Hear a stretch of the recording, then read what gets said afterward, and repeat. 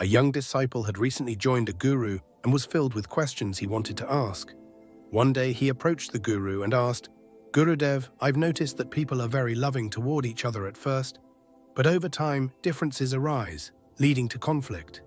Eventually relationships break down and love turns to hatred. Why does this happen?" The guru responded, "Today I'm going to visit a farmer. Come with me and you'll find the answer there." They traveled to a nearby village and knocked on a door. A man answered and bowed to the guru, asking how he could be of service. The guru asked, "Is your dispute with your wife resolved? Are you happy now?" The man replied, "Marrying her was the biggest mistake of my life, Gurudev. She doesn't care about me or my family, speaks arrogantly, and is always angry. She has never understood or listened to me. She left me and returned to her parents' house, and I hope she never comes back." The guru then said to his disciple, "Do you see? This is human nature. Everyone has both good and bad qualities, but people tend to only remember the bad. They criticize and only see the negative. When someone thinks negatively, they expect everything to turn out well. But how can it? To bring goodness and peace into life, one must focus on the good. But people don't do this because it hurts their ego." Hearing this, the man said, "But Gurudev, if someone is bad, that's what you see. My wife is bad, so I see only her faults. She has never made me happy." The guru asked, "Have you ever done anything to make your wife happy?" The man replied, "She never gave me a chance." The guru said, "Forget all her flaws for a moment.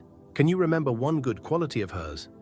The man thought and said, "Once when my mother was very ill, my wife took great care of her, without caring about day or night." The guru asked if he could recall any other good qualities, and the man continued, recalling how his wife took care of his parents and him when he was ill. Tears welled up in his eyes, and he realized that while his wife had flaws, she wasn't a bad person. The guru explained, "When we see only the bad in someone, negativity grows, and everything appears bad.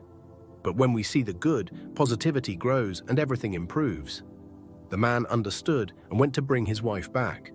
The guru then turned to his disciple and asked if he understood why relationships break and why love turns to hatred. The disciple replied, "Yes, I understand now. I have another question. What is the most difficult task in this world?" The guru answered, "Living in solitude." The disciple was surprised and said, "But anyone can live alone." The guru challenged him to stay in a cave for 30 days in complete silence and peace, without contact with the outside world. The disciple agreed and entered the cave. The first day passed easily, but by the second, he felt restless, and by the third day, he was agitated and overwhelmed with thoughts. He left the cave and returned to the guru, admitting that he felt restless and unable to stay alone. The guru explained, "This restlessness comes from your mind. The mind does not like solitude. It seeks others for its existence. Without others, the mind loses its power over you." The disciple realized that solitude is indeed a difficult task. The guru continued, "You didn't ask what the easiest task is. The easiest task is also living in solitude." The disciple was confused, and the guru explained, "Solitude is our true nature, but we are distracted by our minds seeking others. True solitude doesn't require effort. It is simply being present with oneself." The disciple asked why he found it so hard to stay in the cave if solitude is natural. The guru responded, "As long as solitude does not arise from within, even in a cave, you will feel crowded with your thoughts." The guru then took the disciple to a river and asked how long it would take to build a dam. The disciple answered that it would take time and effort. The guru agreed, saying that controlling the mind also takes time and practice. From that day on, the disciple began to practice controlling his mind, taking small vows and gradually building his inner strength.